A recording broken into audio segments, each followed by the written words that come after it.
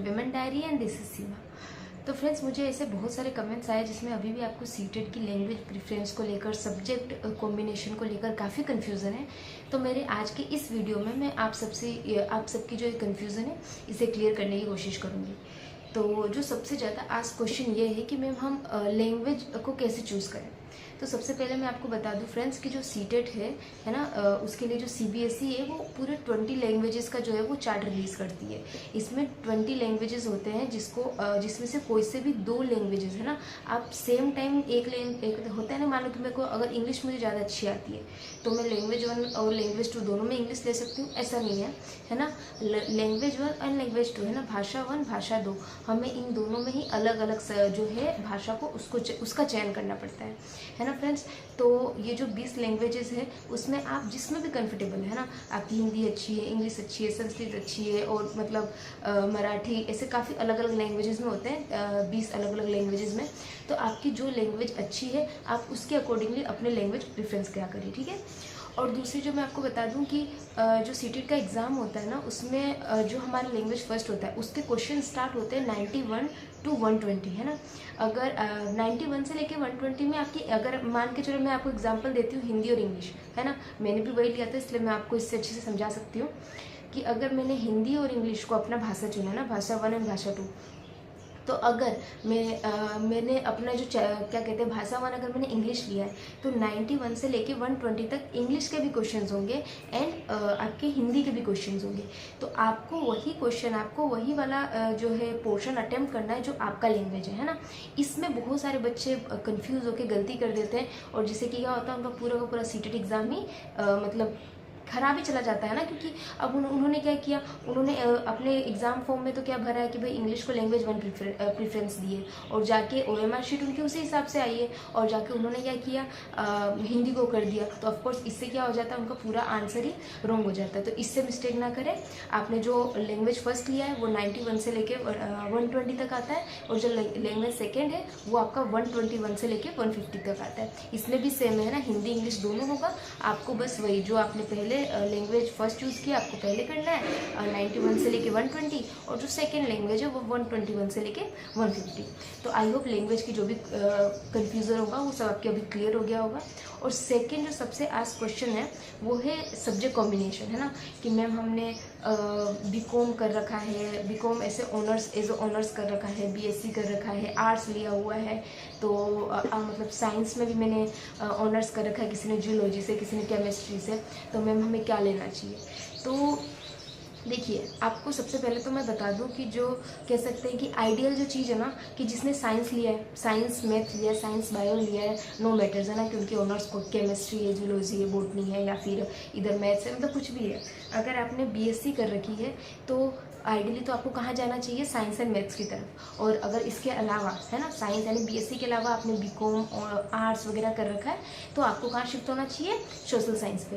पर ऐसा कोई सीबीएसई ने ऐसा कोई अपने जो भी फॉर्म्स निकलता है या फिर जो भी अपना रेगुलर कहते हैं कि नियम जो होता है, ऐसा कोई हार्ड एंड फास्ट रूल नहीं बनाया है उन्होंने अभी तक। तो ऐसा रूल नहीं है कि अगर आप मैथ्स एंड साइंस बैकग्राउंड के भी स्टूडेंट हैं तो आप एसएसटी लेकर अपना क्लियर नहीं कर सकते। अगर आपको लगता है कि साइंस मैथ से नहीं होगा, मैं एसएसटी से ज़्यादा अच्छे से क्लियर कर लूँगा या मैं एग्ज़ाम क्लियर कर सकती हूँ, तो आप बेझिझक एसएसटी ले सकते हैं। क्योंकि इसमें क्या होता है ना, सीटेट आपको पता है कि एक क्वालिफाइंग नेचर का एग्ज़ाम है। इसमें ऐसा कुछ नहीं है कि कल को अगर आपकी कोई वैकेंसी आती है तो उसमें आपसे केवल सीटेट क्वालिफिकेशन का सर्टिफिकेट मांगते हैं। ऐसा नहीं है कि अगर आपने टीजीटी या फिर पीजीटी आपको साइंस मैथ्स में करना है या फिर कह सकते हैं कि लैंग्वेज हिंदी इंग्लिश में करना है तो आपने अगर एसएसटी लेके कर लिया है तो नहीं हो सकता है। नहीं, वो सारे आपके फॉर्म्स जो होते हैं वो आपके ग्रेजुएशन लेवल पे बेस्ड होते हैं ना, कि अगर आपको हिंदी से करना है, इंग्लिश से करना है तो ग्रेजुएशन लेवल पे आपकी वो सब्जेक्ट जो है वो इलेक्टिव सब्जेक्ट होना चाहिए। और उस सब्जेक्ट में आपके मतलब जो भी उसका क्राइटेरिया 45%, 50%, 55%, उतने परसेंटेज से आप क्या होने चाहिए, पास होने चाहिए, है ना फ्रेंड्स। और साथ ही साथ में जो आपकी कह सकते हैं कि ऑफिशियल डिग्री है ना, या फिर जो आपकी जैसे कि बीएड वगैरह हो गया, डीएलएड हो गया, इन सब में डिपेंड करता है। डिपेंड इस पर नहीं करता कि आपने सीटेट में कौन सा जो है सब्जेक्ट लिया, ठीक है। अगर आपको लगता है कि आप सीटेट का जो पेपर 2 है वो एसएसटी से क्लियर कर सकते हैं तो बिल्कुल आप उसके साथ भी जा सकते हैं। और रही बात पेपर 1 की, तो पेपर 1 में तो आई थिंक सब्जेक्ट कॉम्बिनेशन का कुछ है ही नहीं, वो तो जो दे रखा है आपको करना ही है, मतलब उसमें आपको चूज़ नहीं करना है, जो है वही देना है। मतलब सीडीटी हो गया, मैथ्स हो गया, एसएसटी हो गया, हिंदी एंड इंग्लिश, ये करना है। तो आई होप फ्रेंड्स कि आप सबकी ये जो क्वेरीज होगी, मुझे काफ़ी ज़्यादा ये क्वेश्चंस आप मुझसे पूछ रहे थे कि हम बीएड क्या है अपेयरिंग में है, डीएलएड अपेयरिंग में है, तो क्या हम सीटेट का फॉर्म फिल कर सकते हैं। तो बिल्कुल मैंने आपको बोला था कि अगर आपने अपनी डिग्री के में एडमिशन है ना, अपनी कॉलेज में अपनी एडमिशन का अगर ले लिया है, उसका फर्स्ट डे भी है, तो भी आप इस एग्ज़ाम के लिए क्या है, आप इस एग्ज़ाम के लिए एलिजिबल है, तो आप इस एग्ज़ाम को दे सकते हैं बिल्कुल। ठीक है फ्रेंड्स, तो आई होप यहाँ तक तो आप सबकी जो भी कन्फ्यूजन से क्लियर हो चुके हैं। और आजकल अभी कुछ पिछले 2-4 दिनों से एक जो है टॉपिक काफ़ी ज़्यादा चल रहा है कि क्या सीटेट जो है वो इनवैलिड हो गया है ना, टेट वैलिड है, सीटेट इनवैलिड है, ऐसा कुछ है ना। तो फ्रेंड्स देखो, ये जो सही जो न्यूज़ है वो मैं आपको बताती हूँ कि हाँ, हाईकोर्ट में भी क्या सीटेट और टेट को लेकर चल रहा था। तो इसका मैं आपको पहले बता दूँ कि जो सीटेट होता है ना, वो सेंट्रल लेवल का एग्ज़ाम है ना, सेंट्रल लेवल का एलिजिबिलिटी टेस्ट है। तो इसको क्या है, ये स्टेट के ऊपर प्रेफर करता है ना, ये स्टेट के ऊपर है कि स्टेट जो है अपने स्टेट में सीटेट को वैलिड करता है या नहीं करता है ना। बट जो सीटेट है सेंट्रल लेवल का है, तो केवीएस हो गया, आपको ईएमआरएस हो गया, डीएसएसबी हो गए, ये सारे जो एग्ज़ाम्स है, इन सब में तो सीटेट वैलिड है ही, और ये कभी भी इनवैलिड नहीं होगा। बट अब बहुत सारे ऐसे स्टेट है जो ये चाहते हैं कि भाई हमारे जो स्टेट में अगर कोई टीचर बन के आ रहा है, या फिर हमारे स्टेट की जो टीचिंग एग्जाम्स है, तो उससे पहले सारे बच्चे क्या करें, हमारे स्टेट का जो भी टेट है ना, उसको क्वालिफाई करें, उसके बाद वो हमारा एग्ज़ाम दे। तो वहाँ पर क्या है ना कि राज्य अपने अपने राज्य में इसको किस तरीके से लेते हैं, बस ये उस चीज़ का है। फॉर एग्जाम्पल मैं आपको बता दूँ तो राजस्थान में सीटेट वैलिड नहीं है, वहाँ पे वो लोग अपना एक राजस्थान टेट है ना, रीड करके वो अपना एग्ज़ाम करवाते हैं। हरियाणा में नहीं है। तो पर ऐसा नहीं है कि हर स्टेट में कैंसिल है। अगर आप बिहार में बीपीएससी की तैयारी कर रहे हैं तो बिहार में सीटेट अभी भी लागू है ना, बिहार में सीटेट को इनवैलिड नहीं किया है।